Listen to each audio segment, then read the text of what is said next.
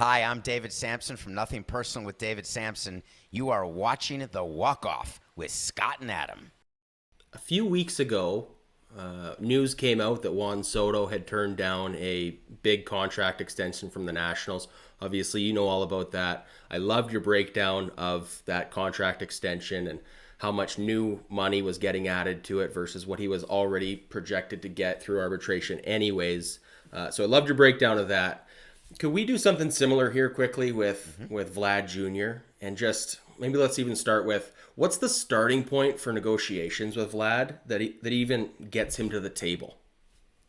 So this is a problem, and I don't want to upset anyone of your fan base or your listeners, but I give it to you straight. Yep. I'm not giving Vladimir Guerrero Jr. a long-term deal because I don't want to take the risk that he'll become satisfied. And it's not that I am worried about his competitive nature at all. I worry a little bit about his body, and I've been very open about that. And as players age, if they don't take care of themselves properly, they can get too big or too hurt or too slow. Their back can slow down. They become DHs, and all of a sudden they don't have the type of production that you expect. And there are some players who, when they sign long-term deals, sort of just get happy in that way. But when they don't have long-term deals, they are incredibly motivated. And I always like players to be motivated, but I've also been stung by long-term deals that just have not worked out. But I love the concept of players playing year to year. But as an owner and a fan base, it's incredibly difficult. And we had to give in to the owner and to the fan base and to our history when we signed Giancarlo Stanton to that 13-year deal. Because we didn't want to be the team that always, quote, is the farm system to other teams. We didn't want to be the team that has all these great players, and boy, if we had great players, and watch them go elsewhere. So we knew we had to make Giancarlo Stanton an offer back in 2000 and whatever year it was, 15, 16, I can't remember anymore. All the years sort of melt together. And we had to make him an offer, and it went very simply, where I said to Giancarlo in California, I said, you know, I need a number here that you're not going to say no to, no matter how badly you don't want to be a Marlin. And I said, I'm going to make you an offer that I promise you you'll say yes to. And he said, I don't think so. And I said, watch this. I said, how do you feel about 325 over 13? And he went into stunned silence because he knew he was coming off getting hit in the face by pitch. He knew that he was going to take that deal and that we had hit the number. So there's a number for everyone. But the numbers have moved in such a way that Vladimir Guerrero is going to say to Mark Shapiro, hey, there's a number that I'll sign for, but I'm setting a record. I'm getting above Trout. And I'm getting above Trout in terms of the absolute notional value, and I'm going to get above Correa in terms of position players.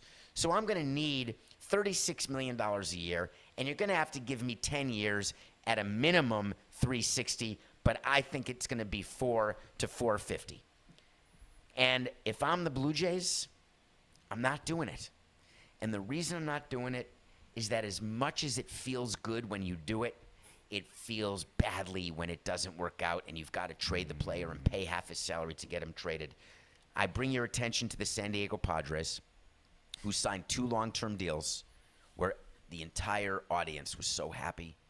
Eric Hosmer, oh my God, we signed the World Series champion. Meanwhile, they can't wait to trade him. They can't find a team to take him. Will Myers, oh, this is the greatest ownership group ever. We signed this guy. They would trade him tomorrow for a bag of balls. Then they continued and signed Manny Machado to a 10-year, $30 million per year deal. And the Padres don't want to trade him now because we're still too early.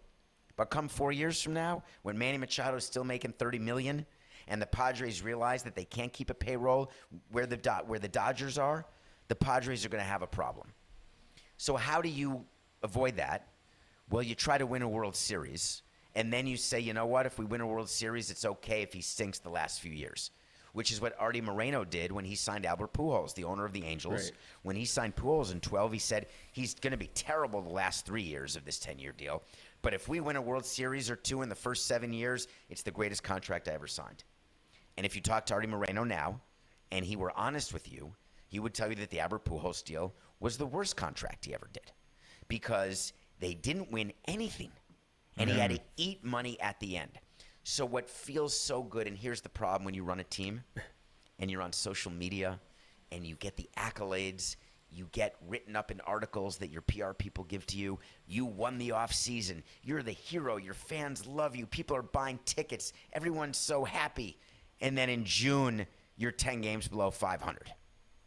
That's the concern that you have with these type of long-term deals with superstars who are expecting not to give you a deal, but to actually get a premium to sign long-term. It didn't used to be that way. It used to be long-term you could get a discount because it's guaranteed. Now these players want a premium, and Vladimir's going to want a premium. Well, let's look, I guess, at Bo Bichette then, include him in the conversation. So a couple years ago, just as these two were making their debut, or just about to make their debut in the MLB, fans were already calling for a Albies, Acuna Jr. type, like, let's just pay him now, let's get the discount, we'll take a little bit of a risk, but let's just lock him up. Obviously, as the sons of major league millionaires themselves, Bo and Vlad were never going to be in the same position to be exploited that way, and rather bet on themselves and their ceilings. That's a tough word. Hold on. Hold on. All right. Loaded word. It's a strong word. Yeah. All right, stop me there. That's good. I'm going to stop you there because when you say exploited, so that means that Acuna and Albies were forced, right? The Braves sat them down and said, if you don't sign this, we're never going to make you another deal, and we're going to sit you on the bench and never play you. And by the way, we're going to underpay you so badly that you're going to be the All right, stock. Come on. You're right. Let's backtrack on that word then, and I'll take that back from the sentence. Thank you for catching me there. That was a little more malicious than maybe how I intended it in my head, so that's why we love you, David. So obviously the two of them didn't sign any sort of a deal like that. With the pedigree that they had, that was a big factor. Well, with the money, right? I mean, let's face it. You said it, and I think it's okay to say. Bo Bichette and Vladimir Guerrero Jr. do not need money the way Albies and Acuna did. That money that was offered by the Braves, if Albies or Acuna get hurt, their career ends. They have generational wealth, of course, that did not exist. It is irresponsible not to sign that deal if you're Albies and Acuna. Did they sign at a discount? You bet your ass they did, because they were getting guaranteed money. And the number of players who sign those deals as kids, the number of times those don't work out is greater than the number of times they end up being team friendly. Of course. So with that in mind now, when it comes to looking at a long-term deal for either Bo or Vlad, let's say that the Blue Jays do decide that they want to lock both guys up long-term, does the fact that they have major league fathers behind them, neither of whom, Dante nor Vlad Sr., have a World Series ring, do you think that might work in our favor for a little bit of a hometown discount? Like, do you think there's any chance that they say, you know what, $300 million is plenty?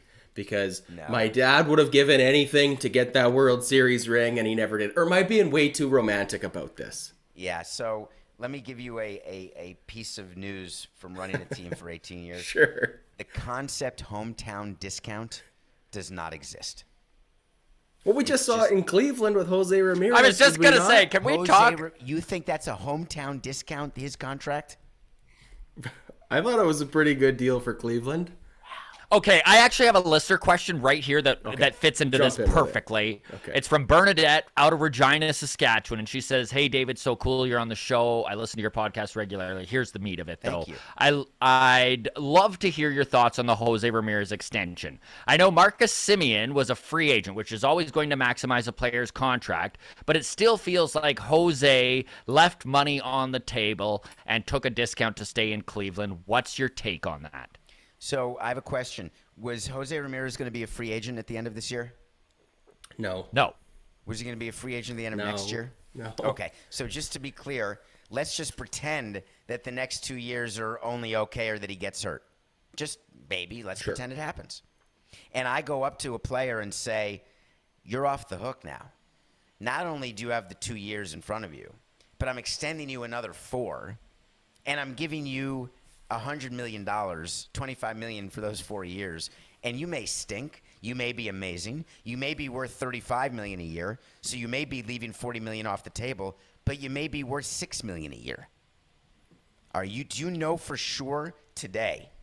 I want to know, Regina or anybody, are you able to evaluate all of these people on all these shows telling you about Jose Ramirez's contract? They're all full of it. You can't evaluate this contract today. You can't. You need to wait years to evaluate it. That's such a great point. I love that, actually. That's why we love you, David. That's absolutely why we love you.